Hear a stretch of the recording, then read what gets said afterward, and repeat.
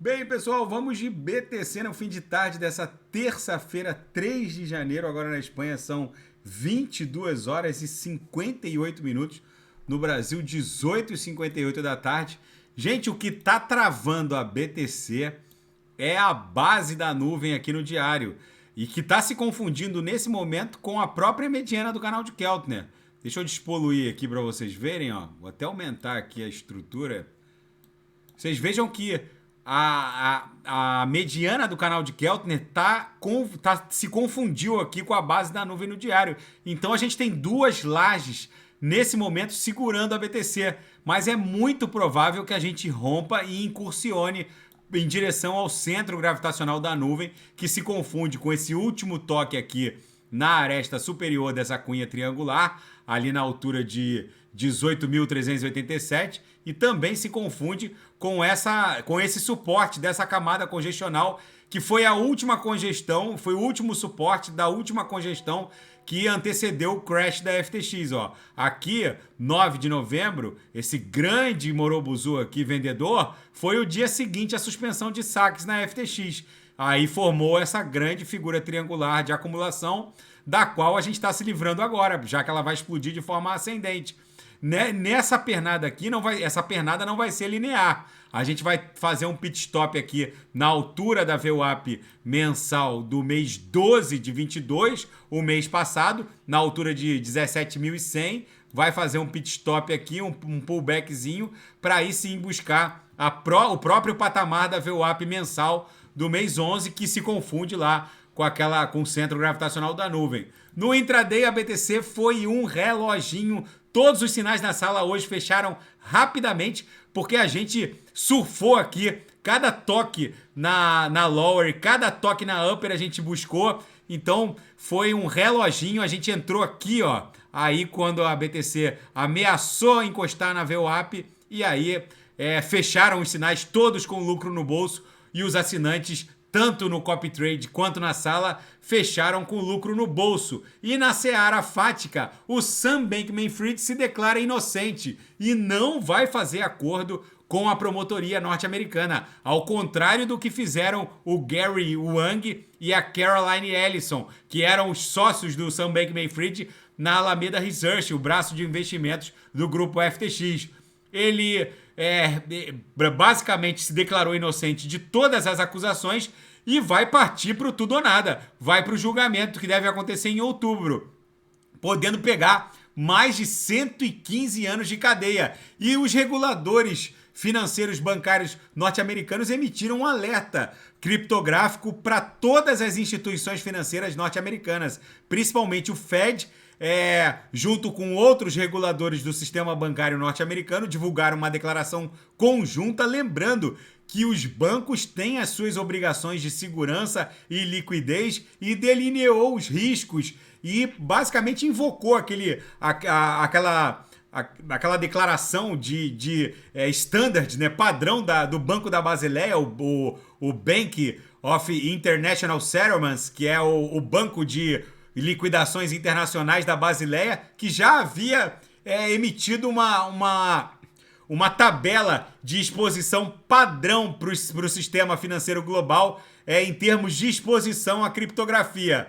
E o fundador da falida Three Arrow Capital, que está inteirado aqui desse imbróglio envolvendo a Genesis, o braço de stake e earn do grupo Gemini, ele dá conta de que a Genesis vai sim pedir falência e vai complicar a vida não só da Gemini, mas também da DGC, né? a Digital Currency Group, que também controla uma parte da Grayscale. Vamos ver se isso não vai redundar em mais um efeito dominó decorrente do crash da FTX. E na seara geopolítica e finanças internacionais, a Alemanha considera confiscar os ativos russos para ajudar na reconstrução da Ucrânia. A guerra nem terminou e já estão considerando o confisco dos ativos russos, principalmente as reservas cambiais do Banco Central Russo.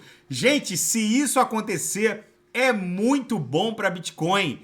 Vocês precisam entender o seguinte: se a reserva cambial de um Estado soberano pode ser confiscada, a reserva cambial, principalmente em dólares e euros da Rússia, se ela pode ser confiscada, isso quer dizer que essa reserva cambial, na verdade, nunca pertenceu à Rússia. A autocustódia de ativos só é possível na criptografia ou se o Estado soberano estoca ouro.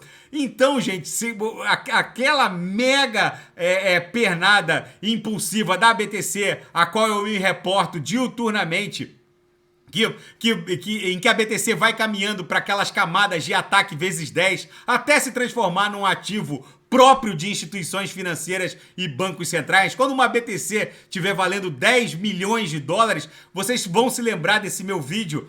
A autocustódia vai ser o novo normal. O mundo está caminhando para um reset geopolítico que vai mudar completamente a relação de estados soberanos com a riqueza. O que o Putin está fazendo, em que muitos analistas, principalmente os ocidentais, ficam pontuando e martelando que ele estaria perdendo a guerra. Agora, nas últimas horas, um ataque das forças ucranianas abateu 63 militares russos.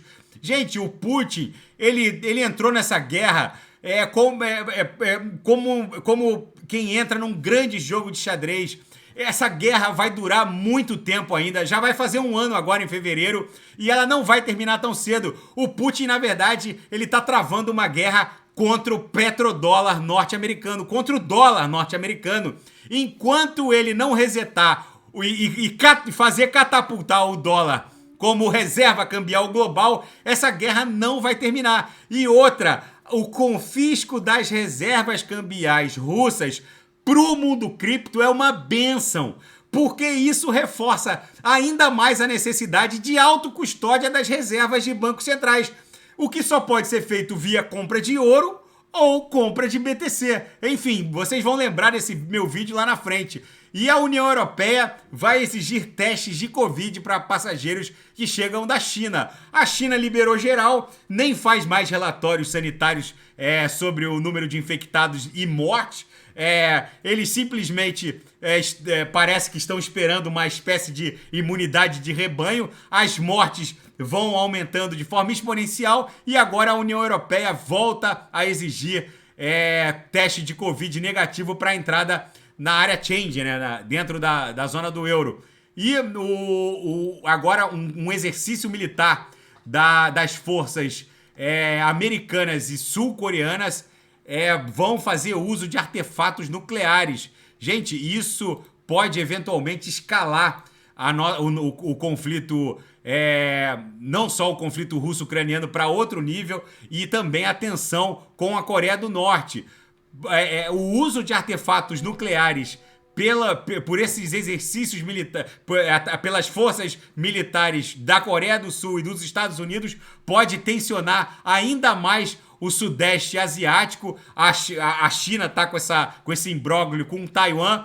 A Coreia do Norte é claramente alinhada ao Kremlin. Enfim, vamos ver se esse exercício militar entre as forças sul-coreanas e os americanos, fazendo uso de artefatos nucleares, não redunde num agravamento da bizarra condição geopolítica global. Gente, fica esse registro, a BTC está acumulando, a próxima parada com certeza é 17.050, 17.100, vai fazer uma onda 2 e vai explodir em direção a 18.300, que é onde está esse suporte aqui dessa camada congestional e que coincide com o centro gravitacional da nuvem aqui no diário. Tá bom? Se nada fugir do script, eu volto amanhã para analisar a própria BTC. Fiquem com Deus e quem quiser sugerir alguma análise, é só colocar nas mensagens abaixo. Grande abraço, até amanhã, fiquem com Deus.